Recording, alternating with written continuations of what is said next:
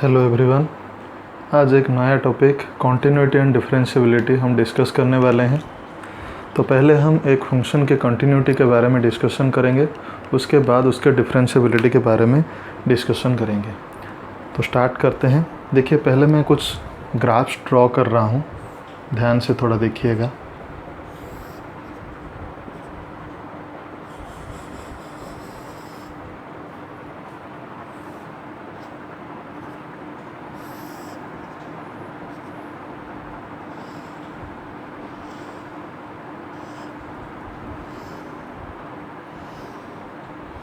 ये रहा दूसरा, एक तीसरा वाला ड्रॉ करते हैं।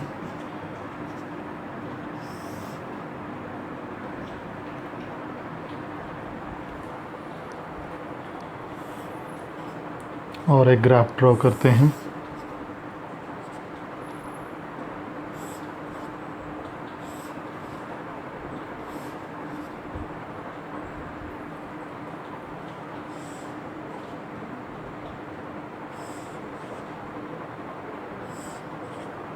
ठीक है, और ये आखिरी एक ग्राफ हम ड्रॉ करते हैं।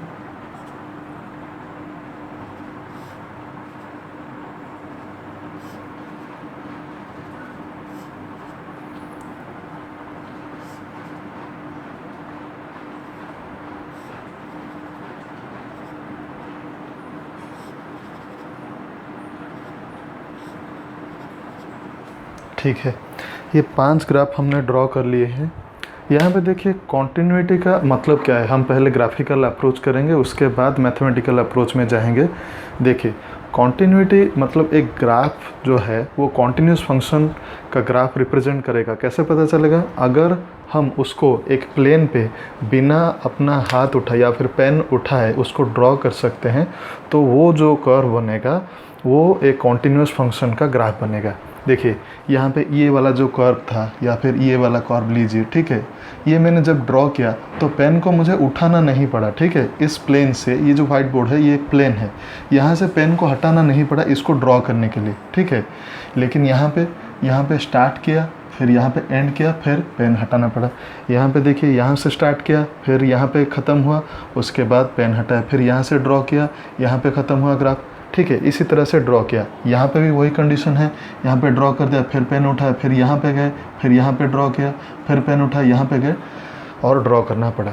तो ये सारे केसेस देखने के बाद पता चलता है ये जो फंक्शन है, ठीक है, ये सब एक एक फंक्शन का ग्राफ है, ठीक है। ये अगर जो फंक्शन है इसको मैं लेता हूँ y = f(x), ये से y = g(x), ये y = h(x), ये y = p(x), और ये सपोज ग्राफ है y = q(x). ऐसे ग्राफ हम ड्रॉ कर सकते हैं।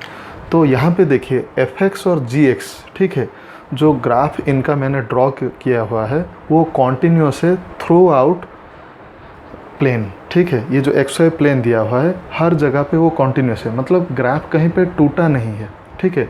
यहाँ पे अगर इस साइड में अगर जाएंगे तो इन्फिनिटी को जाएंगे, यहाँ पे अगर जाएंगे तो x का वैल्यू -इन्फिनिटी को जाएगा। हर जगह पे ये ग्राफ प्रेजेंट है, ठीक है। और इस केस में भी वही हाल है, ठीक है। x का वैल्यू जितना बढ़ता जाएगा ग्राफ उतना बढ़ता जाएगा, यहाँ पे x का वैल्यू जितना घटता जाएगा ग्राफ का वैल्यू उतना ही बढ़ता जाएगा, ठीक है। तो ये दोनों है continuous function through out the real line. ये जो नंबर लाइन है x एक्सिस जो है, ये इसके सारे पॉइंट्स पे ये कॉन्टिन्यूस है।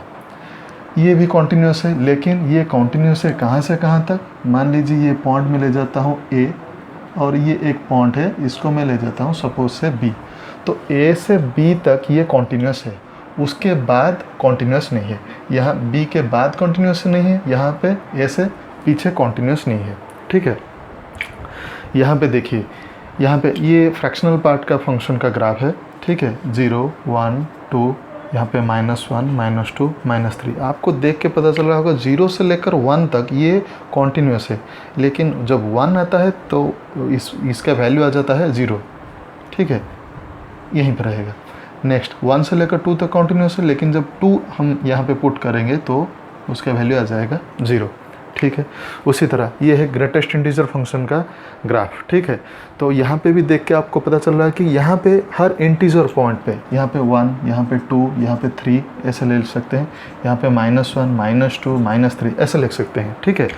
तो यहाँ पे देख के पता चल रहा है कि जो ग्राफ्स हैं वो टूटे हुए हैं, वो कर्व जो है वो टूटा हुआ है, मतलब हर इंटीजर पॉइंट पे वो टूटा हुआ है। दैट मीन्स हम उसको कॉन्टिन्यूस नहीं कह सकते हैं। क्यों नहीं कह सकते हैं? क्योंकि ये कंटिन्यू नहीं कर रहा है। लेकिन 0 से लेकर 1 तक, 1 से लेकर 2 तक, 2 से लेकर 3 तक, यहाँ पे वो कॉन्टिन्यूस है, लेकिन इंटीजर पॉइंट्स पे वो कॉन्टिन्यूस नहीं है। तो हम बोल सकते हैं ऐसा कि ये जो फंक्शन दिया हुआ है ये कॉन्टिन्यूस है सिर्फ इंटीजर पॉइंट्स को छोड़कर, ठीक है। वहाँ पे वो डिसकंटिन्यू कर रहा है। यहाँ पे भी वही हाल है। यहाँ पे हम बोल सकते हैं ये ग्राफ जो है वो कॉन्टिन्यूस है, हर जगह कॉन्टिन्यूस है एक्सेप्ट एट इंटीजर पॉइंट्स। वहाँ पे कर्व टूट जाता है, उसके बाद फिर कंटिन्यू करता है, ठीक है। तो ये था ग्राफिकल अप्रोच। एक फंक्शन जो है वो कॉन्टिन्यूस होगा कि नहीं हमें कैसे पता चलेगा, ठीक है। अब तो चलते हैं हम मैथमेटिकल अप्रोच। देखिए अभी मैथमेटिकल हम कैसे डिफाइन करेंगे।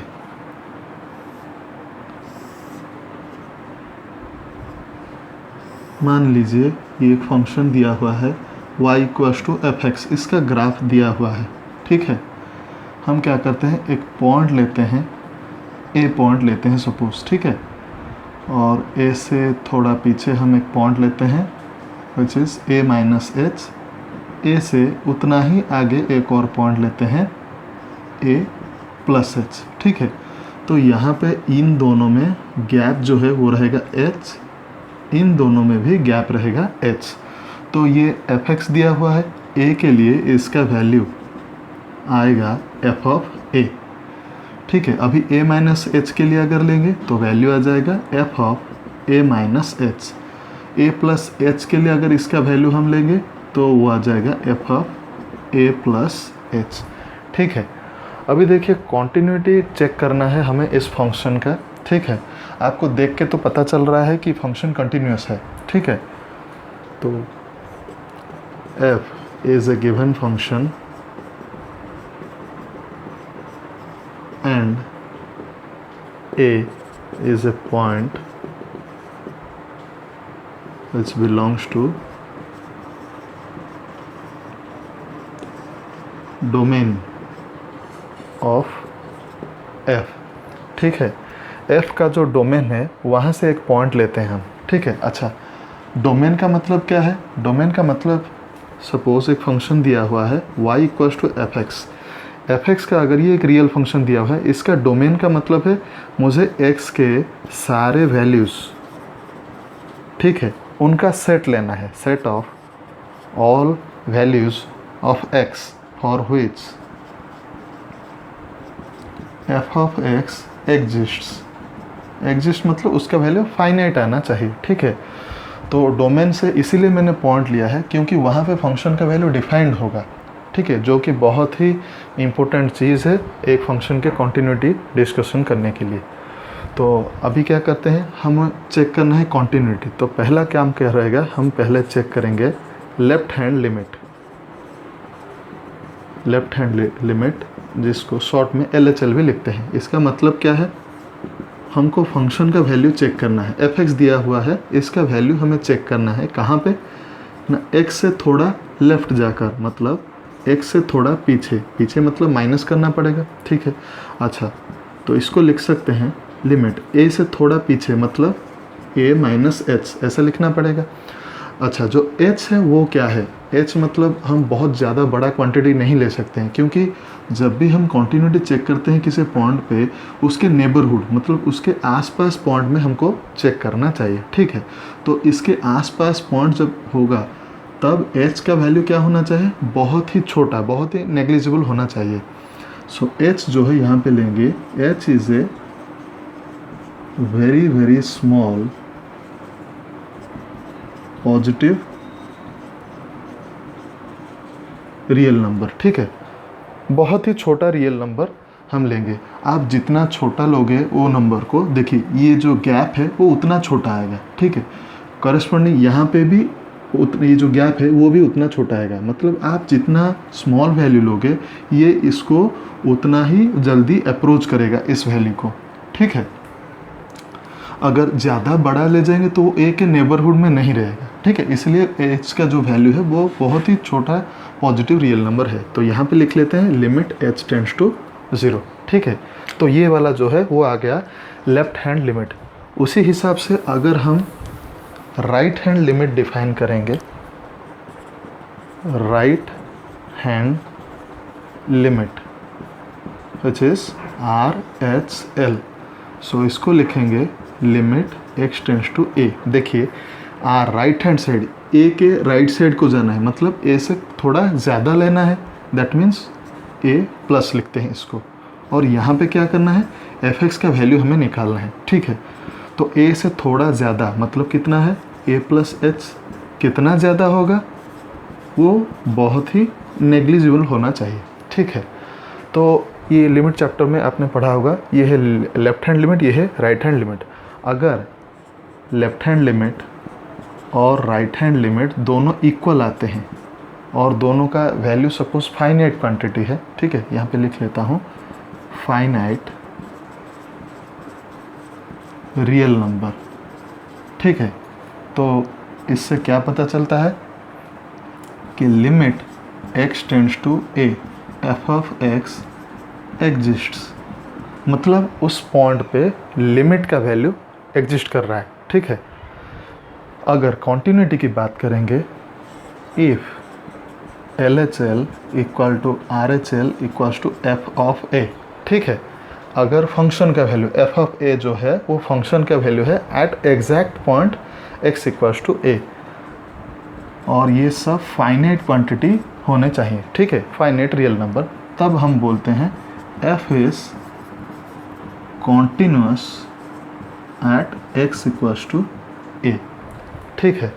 अगर f कॉन्टिन्यूस होता है तो हम लिख सकते हैं limit x tends to a f of x is equals to f of a, ठीक है।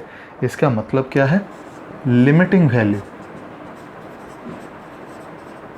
फंक्शन का जो लिमिटिंग वैल्यू है उस पॉइंट पे वो फंक्शनल वैल्यू के साथ इक्वल आना चाहिए, ठीक है। जब लिमिटिंग वैल्यू और फंक्शनल वैल्यू दोनों इक्वल आ जाएंगे तब हम जाके कह सकते हैं कि ये जो फंक्शन है वो ए पॉइंट पे कॉन्टिन्यूस है, ठीक है। f is continuous at x equals to a। अच्छा, इसका मतलब क्या है, दोनों इक्वल आने चाहिए ना, तो limit x tends to a minus f x must be equals to f of a and this must be equals to limit x tends to a plus f x and they all must be finite, ठीक है। आप left से approach करें, right से approach करें, दोनों का value equal होना चाहिए और फंक्शन के वैल्यू के साथ भी वो इक्वल होना चाहिए और फाइनाइट क्वांटिटी होना चाहिए, तब जाके हम बोल सकते हैं कि ये जो फंक्शन दिया हुआ है f फंक्शन वो a पॉइंट पे कॉन्टिन्यूस है, ठीक है। इसका मतलब क्या है कि जो a पॉइंट है ना वो कॉन्टिन्यूस कब होगा, जब एग्जैक्टली a पे कर्व यहाँ पे है, ठीक है। a से थोड़ा ज़्यादा लेंगे तो वहाँ पे भी कर्व होना चाहिए, a से थोड़ा पीछे लेंगे तो वहाँ पे भी कर्व होना चाहिए और जो वैल्यू है वो इक्वल आना चाहिए, ठीक है। तब जाके हम बोल सकते हैं ये कॉन्टिन्यूस आएगा। मान लीजिए लेफ़्ट साइड पे एग्जिस्ट कर रहा है, ठीक है, राइट साइड पे एग्जिस्ट नहीं कर रहा है, ठीक है, तब हम उसको बोलेंगे डिसकॉन्टिन्यूस, ठीक है। तो ये पार्ट मैंने जो डिस्कस कर लिया है वो है कॉन्टिन्यूटी के लिए, ठीक है। अगर एक पॉइंट पे फंक्शन कॉन्टिन्यूस नहीं होता है तो वहाँ पे क्या क्या केसेस आएंगे हम देखेंगे। अभी डिस्कस करते हैं डिसकॉन्टिन्यूटी के बारे में, ठीक है। If a function f is not continuous at a point x equals to a, then f is discontinuous at x equals to a। Simple सी बात है, अगर कोई एक फंक्शन f दिया हुआ है वो point x equals to a पे कॉन्टिन्यूस नहीं आ रहा है, इसका मतलब है हम बोलेंगे कि जो फंक्शन f दिया हुआ है वो एट एक्स इक्वल टू ये डिसकॉन्टीन्यूस है। ठीक है, हमने इससे पहले कॉन्टीन्यूटी का कंडीशन जो है डिस्कशन किया था, उसमें से अगर कोई एक कंडीशन वो सेटिस्फाई नहीं कर रहा है तो वो डिसकॉन्टीन्यूस होगा। ठीक है, तो अभी डिस्कस करते हैं रीजंस क्या क्या आ सकते हैं। Reasons for discontinuity.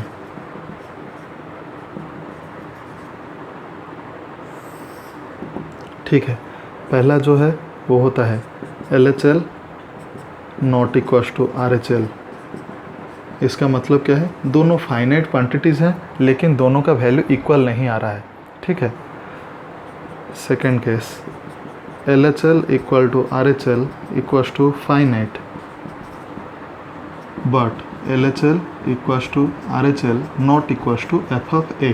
ठीक है, इसका मतलब क्या है, f ऑफ a, ये भी सपोज इसको फाइनाइट लेते हैं, मतलब इसका वैल्यू एग्जिस्ट कर रहा है। ठीक है, अगर LHL RHL दोनों फाइनाइट क्वांटिटीज़ हैं और इनका वैल्यू इक्वल आ रहा है लेकिन वो फंक्शन के वैल्यू के साथ इक्वल नहीं आ रहे हैं, ठीक है, जो कि एक फाइनाइट क्वांटिटी है, तो वहाँ पे भी फंक्शन जो है डिसकंटिन्यूअस होगा। ठीक है, नेक्स्ट क्या आ सकता है, f of a does not exist. ठीक है, अगर फंक्शन का वैल्यू उस पॉइंट पे एग्जिस्ट नहीं कर रहा हो, ठीक है, मतलब LHL RHL के साथ इक्वल आए या फिर LHL RHL के साथ इक्वल ना आए, ये कोई भी एक केस ले जा सकते हैं। अगर फंक्शन ही खुद वहाँ पे एग्जिस्ट नहीं कर रहा है तो हम बोलेंगे जो फंक्शन दिया हुआ है उस पॉइंट पे डिसकंटिन्यूअस है। फिर क्या आएगा, एटलीस्ट वन ऑफ LHL और RHL डज नॉट एग्जिस्ट। ठीक है, इसका मतलब क्या है, LHL RHL इन दोनों में से कोई एक एग्जिस्ट अगर नहीं कर रहा है, एग्जिस्ट नहीं कर रहा है मतलब इसका वैल्यू अगर आइदर प्लस इन्फिनिटी या फिर माइनस इन्फिनिटी को अप्रोच कर रहा है, एटलीस्ट दिया हुआ है, मतलब दोनों ही अगर प्लस इन्फिनिटी या फिर माइनस इन्फिनिटी को अप्रोच कर रहे हैं, तब उस जगह पे हम बोल सकते हैं कि जो फंक्शन है वो डिसकंटिन्यूअस आएगा। ठीक है, अच्छा, ग्राफिकली कैसे इसको देखेंगे, देखिए LHL RHL जो है वो दोनों इक्वल नहीं आ रहे हैं लेकिन दोनों का वैल्यू जो है फाइनाइट है। ठीक है, मान लीजिए, ठीक है, ये जो ग्राफ हमने ड्रॉ किया हुआ है ये एक पीस वाइज डिफाइंड फंक्शन है।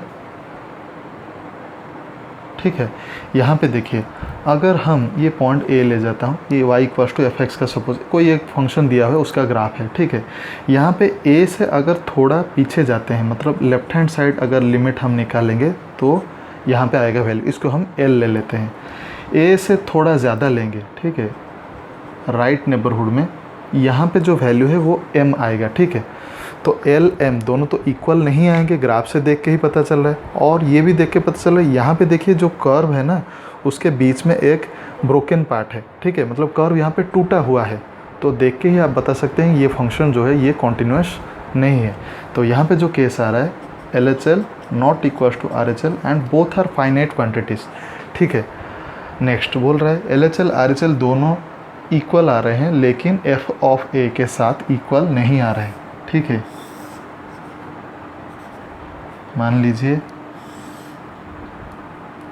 ये फंक्शन का ग्राफ है, यहाँ पे एक गैप बन गया, फिर फंक्शन का ग्राफ ऐसे कंटिन्यू किया। ठीक है, तो यहाँ पे देखिए, अगर आप लेफ़्ट हैंड अप्रोच करेंगे या फिर राइट हैंड अप्रोच करेंगे, जो भी आप, ये पॉइंट को हम A ला देते हैं। ठीक है, यहाँ पे सपोज फंक्शन का जो है वो वैल्यू दिया हुआ है। ठीक है, this is f of a।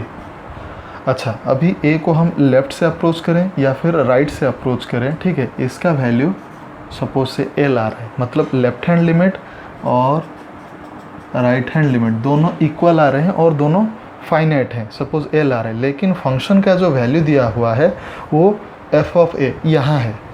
तो देख के पता चल रहा है कि L f ऑफ a ये दोनों इक्वल नहीं है। तो यहाँ पे भी आप देख के बता सकते हैं कि कर्व जो है यहाँ पे कॉन्टिन्यूस है, a से आगे भी कॉन्टिन्यूस है, लेकिन जो x इक्वल्स टू a जगह पे है वहाँ पे कर्व जो है वो टूटा हुआ है। ये जो गैप दिख रहा है ना, ये गैप का मतलब क्या है, वहाँ पे कर्व नहीं है। तो हम बोल सकते हैं कि ये जो फंक्शन है अगर y equal to f x लेते हैं तो f जो है एक पॉइंट पे डिसकॉन्टिन्यूस है, ठीक है।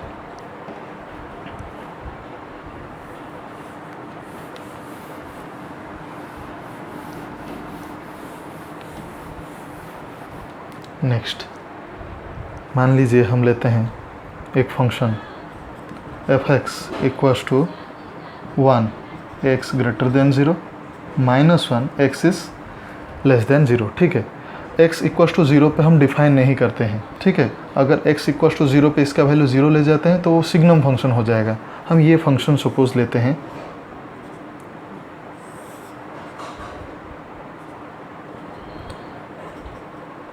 यहाँ पे। अगर इसका ग्राफ ड्रा करेंगे तो देखिए x इक्वल्स टू 0 पे इसका वैल्यू डिफाइंड नहीं है, कुछ भी डिफाइन नहीं किया गया है, ठीक है। तो यहाँ पे एक ब्लैंक रहेगा, ठीक है।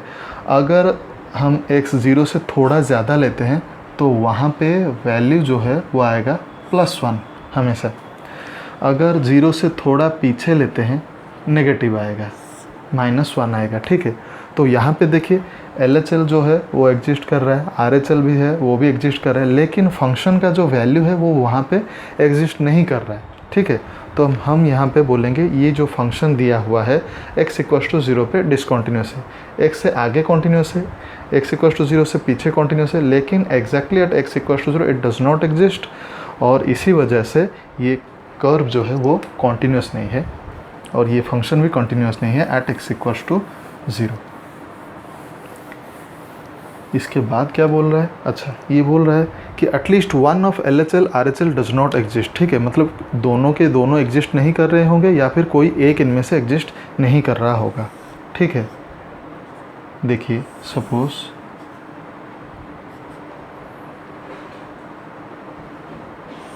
मान लीजिए ये हो गया हमारा x equals to a point दिया हुआ है और यहाँ पे ये दिया हुआ है। ये दोनों ऐसे पीस वाइज डिफाइंड फंक्शन है, ये एफ एक्स का y equals to f x का ग्राफ डिनोट कर रहे हैं, ठीक है। तो यहाँ पे देखिए ए जो पॉइंट दिया हुआ है वहाँ पे फंक्शन का वैल्यू एग्जिस्ट कर रहा है, ठीक है। यहाँ पे अगर हम लेफ्ट हैंड साइड से अप्रोच करेंगे तो इसका वैल्यू फंक्शन के वैल्यू के साथ इक्वल आ जाएगा, ठीक है। लेफ्ट हैंड लिमिट जो है वो फंक्शन के वैल्यू के साथ इक्वल आ जाएगा। लेकिन अगर ए से थोड़ा ज़्यादा लेते हैं तो वहाँ पे देखिए ये जो ग्राफ गया है ये इन्फिनिटी को गया है, प्लस इन्फिनिटी को गया है। दैट मीन्स यहाँ पे RHL जो है वो एग्जिस्ट नहीं करेगा, मतलब जो राइट हैंड साइड लिमिट है वो एग्जिस्ट नहीं करेगा, वो प्लस इन्फिनिटी को जा रहा है। ये दोनों फाइनाइट क्वांटिटी आ रहे हैं, that means left hand limit and F of A दोनों फाइनाइट क्वांटिटी आ रहे हैं, लेकिन RHL जो है राइट हैंड लिमिट वो इन्फानाइट को जा रहा है, प्लस इन्फानाइट को। तो ये इक्वल नहीं आएंगे, इसलिए हम बोलेंगे यहाँ पे डिसकॉन्टिन्यूटी है। आप देख के ही ग्राफ को बता सकते हैं, ठीक है। अगर उसी हिसाब से कर्व को हम ऐसे लेते हैं, ठीक है, यहाँ पे पॉइंट ले जाते हैं x इक्वल्स टू a, ठीक है। तो यहाँ पे क्या होगा, यहाँ पे देखिए RHL जो है वो एग्जिस्ट करेगा, राइट हैंड लिमिट अगर यहाँ से थोड़ा आगे लेते हैं तो वो एग्जिस्ट करेगा, वो एफ ऑफ ए के आसपास ही आएगा और इक्वल आएगा। लेकिन अगर ए से थोड़ा पीछे लेते हैं, मतलब लेफ्ट हैंड लिमिट अगर लेते हैं तो वो प्लस इन्फिनिटी को जा रहा है, ठीक है।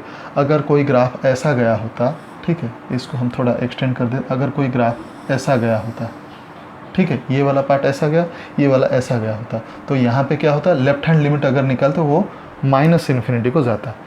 तो इसका मतलब क्या, ये दोनों इक्वल है, फाइनाइट क्वांटिटी है, लेकिन RHL लेफ्ट हैंड लिमिट जो है वो आइदर प्लस इन्फिनिटी को जा रहा है या फिर माइनस इन्फिनिटी को जा रहा है, मतलब वो एग्जिस्ट ही नहीं कर रहा है।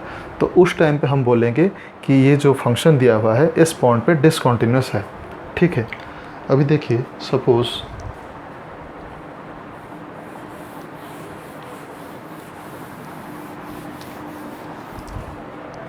हम एक फंक्शन का ग्राफ लेते हैं, अगर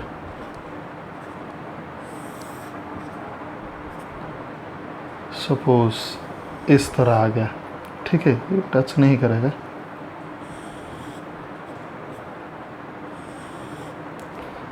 और ये सपोज आ गया इस तरह, ठीक है।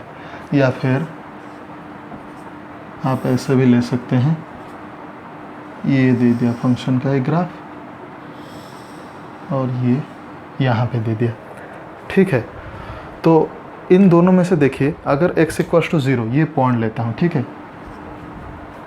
तो 0 से अगर आगे लेंगे राइट हैंड लिमिट तो वो प्लस इन्फिनिटी को जाएगा, 0 से अगर थोड़ा पीछे लेंगे लेफ्ट हैंड लिमिट तो वो भी प्लस इन्फिनिटी को जाएगा। यहाँ पे दोनों के दोनों लिमिट्स एग्जिस्ट नहीं कर रहे हैं। ठीक है, यहाँ पे 0 से थोड़ा आगे लेते हैं, अगर 0 से थोड़ा आगे लेंगे राइट हैंड लिमिट जो है वो आएगा प्लस इन्फिनिटी, लेकिन अगर 0 से थोड़ा पीछे लेंगे तो जो लिमिट आएगा, लेफ्ट हैंड लिमिट आएगा, वो आएगा माइनस इन्फिनिटी। तो यहाँ पे दोनों के दोनों लिमिट्स एग्जिस्ट नहीं कर रहे हैं, और आपको ग्राफ देख के ये क्लियरली पता चल रहा है कि यहाँ पे x = 0 जो दिया हुआ है वहाँ पे कर्व जो है टूटा हुआ है, मतलब यहाँ पे कॉन्टीन्यूस है, यहाँ पे कॉन्टीन्यूस है, लेकिन इस पॉइंट पे वो कॉन्टीन्यूस नहीं है। ठीक है, तो ये सारे जो ग्राफ्स हम डिस्कस किए हैं, इससे पता चलता है कि ये सारे रीजंस जो दिए हुए हैं वो सब वैलिड हैं, जहाँ पे भी एक फंक्शन जो है एक पॉइंट पे डिसकंटिन्यूअस आएगा। अभी डिस्कस करते हैं वन साइडेड कॉन्टिन्यूटी, या फिर इसको बोलते हैं डायरेक्शनल कॉन्टिन्यूटी। ठीक है, इसको ग्राफ के मदद से हम पढ़ेंगे।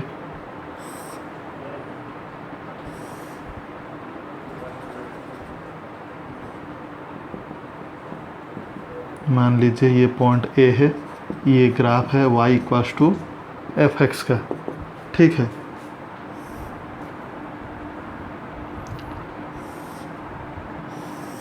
एक और ग्राफ लेते हैं उसी टाइप का।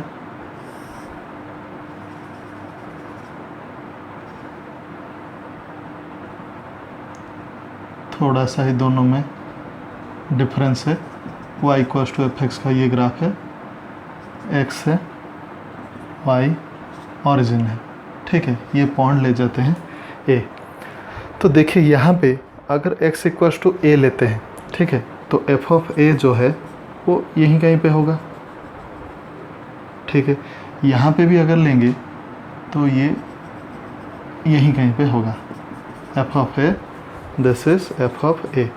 ठीक है, ये जो ब्लैक कलर का है इसका मतलब है फंक्शन का वैल्यू यहाँ पे है, ये यहाँ पे ब्लैंक है। ठीक है, खाली है, यहाँ पे फंक्शन का वैल्यू नहीं है। यहाँ पे भी वही, यहाँ पे ब्लैक कलर है। ठीक है, तो इसका मतलब है फंक्शन का वैल्यू यहाँ पे एग्जिस्ट कर रहा है।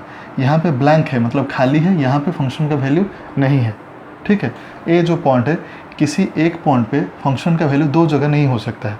ठीक है, तो एक ही जगह इसको रखना पड़ेगा। तो दोनों केसेस जो हैं यहाँ पे हम देख सकते हैं f(a) फाइनाइट है और एग्जिस्ट कर रहा है। ठीक है, फाइनाइट क्वांटिटी मतलब एग्जिस्ट ही करेगा। अच्छा, यहाँ पे देखिए, इस केस में देखिए, अगर हम f(a) लेते हैं, a से थोड़ा पीछे पॉइंट लेते हैं, तो वहाँ पे LHL जो है वो एग्जिस्ट करेगा, क्योंकि कर्व यहाँ पे एग्जिस्ट कर रहा है। ठीक है, तो वहाँ पे लेफ्ट हैंड लिमिट जो है एग्जिस्ट करेगा, और अगर उसको हम निकालेंगे तो वो f(a) के आसपास ही आएगा। ठीक है, तो हम लिखेंगे LHL एग्जिस्ट्स और ये फाइनाइट भी आएगा। यहाँ पे क्या लिखेंगे, LHL = f(a), that means limit x tends to a minus f(x) = f(a). ठीक है, सिर्फ ये लेफ़्ट डायरेक्शन में ही कॉन्टिन्यूस आएगा। ये से अगर थोड़ा राइट को जाते हैं, आगे मतलब जाएंगे, तो वैल्यू जो है यहाँ पे आ जाएगा। ठीक है, तो यहाँ पे अगर राइट हैंड लिमिट आएगा, लेकिन f(a) तो यहाँ पे है ना, तो दोनों तो इक्वल नहीं आएंगे। तो ये सिर्फ अगर इसको हम लेफ़्ट से अप्रोच करेंगे तब जाके ये कॉन्टिन्यूस होगा। ठीक है, तो हम इसको बोलेंगे लेफ़्ट कॉन्टिन्यूस। ठीक है, मतलब इस फंक्शन का जो बिहेवियर है वो कॉन्टिन्यूस है फ्रॉम द लेफ़्ट। ठीक है, from the left hand side. यहाँ पे वैसे क्या लिखेंगे, देखिए a जो दिया हुआ है, यहाँ पे फंक्शन का वैल्यू यहाँ एग्जिस्ट कर रहा है। ठीक है, f(a) ही दिया हुआ है। सो a से अगर थोड़ा आगे लेंगे तो वहाँ पे राइट हैंड लिमिट आएगा। तो यहाँ से अगर हम वैल्यू चेक करेंगे, राइट हैंड लिमिट अगर चेक करेंगे तो f(a) के आसपास ही आएगा। ठीक है, तो हम क्या लिखेंगे, RHL एग्जिस्ट और फाइनाइट भी है। यहाँ पे LHL का वैल्यू है, यहाँ पे RHL का वैल्यू आ जाएगा। RHL equals to F of A.